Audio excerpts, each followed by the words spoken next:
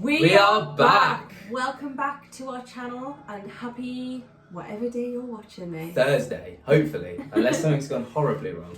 We're happy to see you, and today we thought we'd try something a little bit different. So we thought on Thursdays, from now on, we would choose a paranormal genre, if that makes sense. Yeah. And research it, look into the history of it a little bit.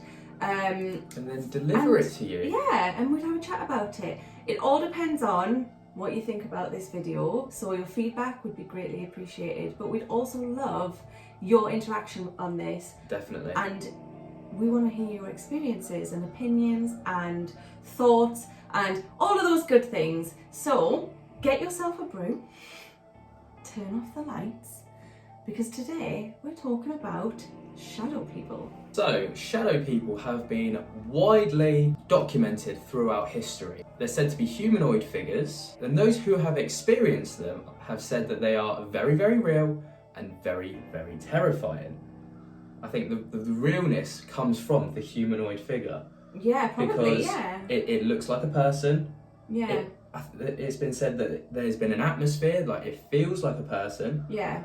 And because there is no features, there's no there's just a more, figure. Yeah, they're more of a silhouette sort of style. That's what can make it quite a terrifying experience. So people who have seen these humanoid figures, these shadow people, are said to have had a hard time to see the features, but they knew that they were a kind of human-like form. Occasionally, there's been reports of red eyes or amber eyes that are quite glary or like to stare and kind of focus in on the person. And then also they're said to kind of flicker in and out of the peripheral vision. So effectively, peripheral vision is really, really useful because it means that you are able to focus on something that's in front of you or within your vicinity, yet still have an awareness of your space around you, which proves quite useful if you're a caveman or somebody who is used to being prey. Yeah. And that's where it kind of spans back from. Now, people who have seen shadow people always talk about, or often talk about, seeing a shadow in their peripheral vision. They've seen a movement, they can acknowledge that it's a human-like figure. They turn to look and there's nothing there. So countless people around the world and throughout history, regardless of their culture, ethnicity, religion, age, have all said to have seen the same thing. When we were looking into this and reading about it, the descriptions are all eerily similar. Yeah. Strangely similar. Yes. If you think that these things have been documented through ancient times onwards, possibly even before that, maybe not documented, but acknowledged. Yeah, prior to any form of internet or travel, for that matter. I find that most interesting because all around the world, the same thing is being described about, the same experiences are being had, no matter who you are or what your culture or what your religion is, yet everything. there is no kind of, or looking back to those times, there is no kind of influence from outside of their world. Absolutely. So interesting. It is, because how can that many people come up with the same story? Yeah, or experience the same thing. Yeah. So the term shadow people, as we know it, was coined by an author called Heidi Hollis. She wrote a book about shadow people, her experiences and other people's experiences on shadow people. She also spent a lot of time talking about this in a radio show and invited listeners to send in pictures that they might have drawn or creations that they've made that show what they saw, what shadow people they saw. And what a surprise, these pictures all looked very similar. So shadow people have been documented throughout history.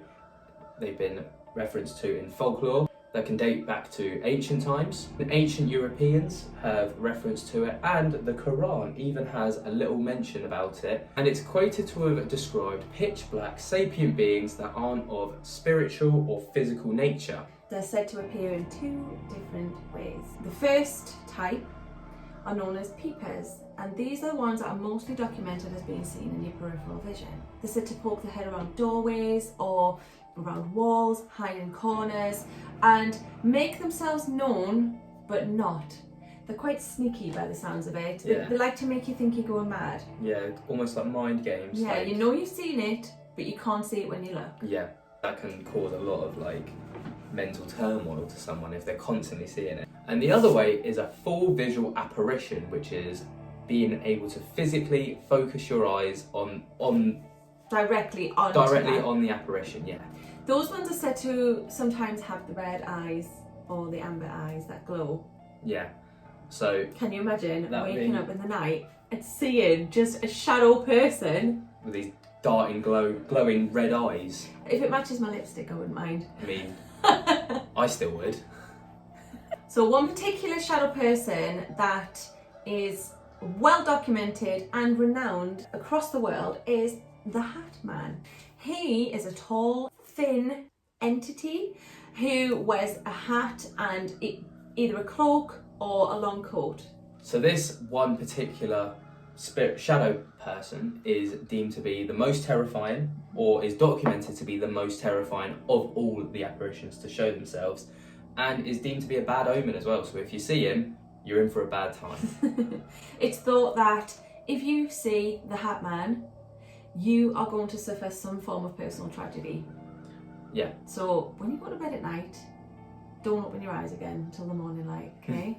So people who have experienced shadow people say that it always comes with this it's always a negative encounter. It's never positive, it's never pleasant. They often describe a feeling of the most intense dread within them, and a feeling of the atmosphere just filled with fear and dread as well.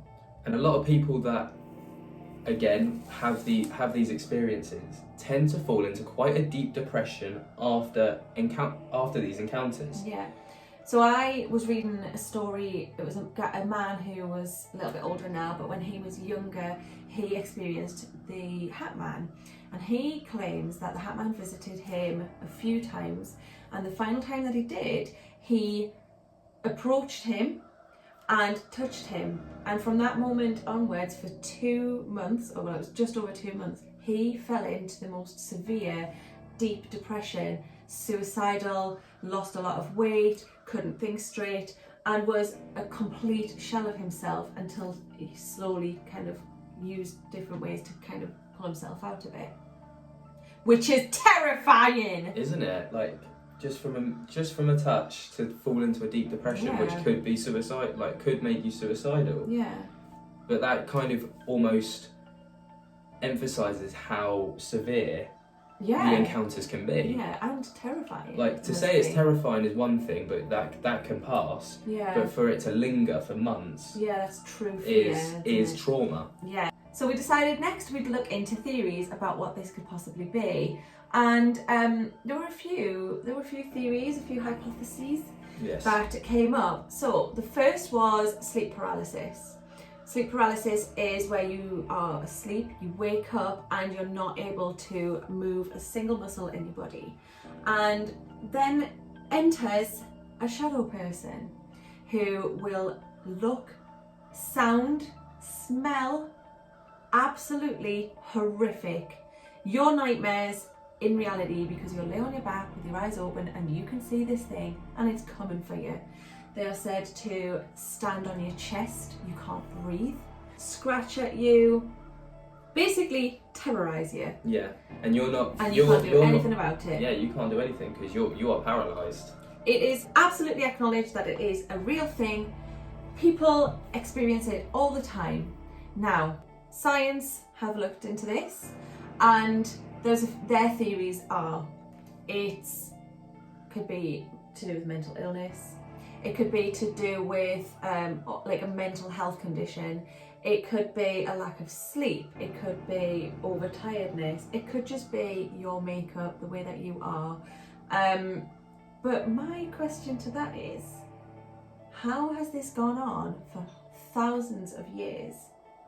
From thousands of different people, even millions of different people that come from, again, different backgrounds, different races, different religions, who all have different makeups, different mental well-beings. Some could be mentally well, some could maybe not be so mentally well, and yet still report the same story, report the same physical being. So the next theory was that it could possibly be extraterrestrial in origin. The people who have experienced seeing shadow people felt that they may have been otherworldly. It's thought that these shadow people could possibly shapeshift into different forms and kind of cross between dimensions. I don't know. What do you think about that? I often wonder, yeah, we live in this dimension, but does that mean there's only one dimension? I don't believe so. And I think if you don't believe that aliens exist in the universe, the huge, vastly expanded universe, if we exist, why couldn't why can't Exactly. other things? Exactly. The last theory that we found around shadow people is that it's not actually an apparition, it's not a spirit, it's not someone coming to visit you, but It's not a being. It's not a being, it's actually your negativity leaving your body. Which I kind of like the best. I do like this one. If it's leaving and doesn't want to come back. Yeah. Like, so people wake up and instead of seeing this apparition, it's actually the negative feelings and thoughts. All of your negativity yeah. escaping your body. I mean, this whole thing kind of got us thinking back from when we watched that video on Tuesday. So yeah. If you haven't seen that, we'll link it up here. But on Tuesday, we reacted to a few videos that had a few clips of people capturing shadow people. They were more like the peepers, where they kind of went across the frame. But it got us thinking and feeling like we wanted to know more about these things, because it's not really something that people often talk about when it comes to spirits. It's just, oh, it's a ghost. But there is genuine terminology for it, and they're different to ghosts. They're not ghosts. They're shadow people. Yeah. So on that note, that's why we've decided we're going to start this series. If you think this is something that you would be interested in, let us know. We have actually got a big list here, I won't show you it, of about 9 different subjects so far that we want to research, look into, and discuss with you guys. And for that reason, on this note, I would like to open the floor to your opinions on this. Absolutely. Have you experienced this before? Also, have you ever experienced sleep paralysis and feel like that you can relate to what we've just talked about? Do you feel like what you've heard, you can go, that kind of relates to this and how I felt when I had sleep paralysis? Do you think that sleep paralysis and shadow people go hand in hand? Do you think that it's a paranormal thing, or is it just your body playing tricks on you? I really do not know. I can't say. I'm on the fence. I'm undecided. What do you guys think? Let us know in the comments below. Also, while you're down there, let us know what kind of topics you'd like us to cover, research, and deliver to you guys. Yeah. If you've enjoyed this video, be sure to give it a thumbs up, as that really helps us out. And while you're there, subscribe for more content like this. We're uploading on a Tuesday where we do reaction videos, Thursdays where we're going to try and do this mini-series, and then on Sundays it's just all things paranormal. Also, come and check us out on our socials. We've got Twitter, TikTok, Instagram, Facebook. They'll all be linked in the down bar. Come and join us. Yeah, so if you fancy having a chat with us, then come and join our community. Fling us a message. Okay, so all that's left to say now is thank you so much for watching, you little gems, and peace.